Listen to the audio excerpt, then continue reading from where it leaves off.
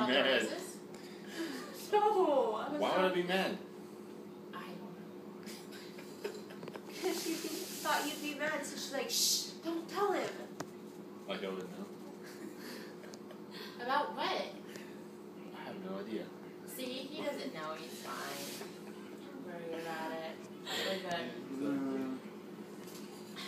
So never been any cool.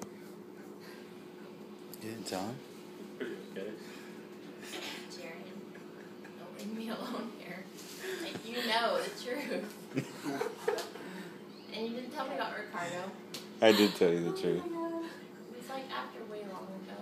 After a while. Like, but they didn't tell me. He didn't want me to know. I don't think you knew, did you? I didn't know. So, I didn't care.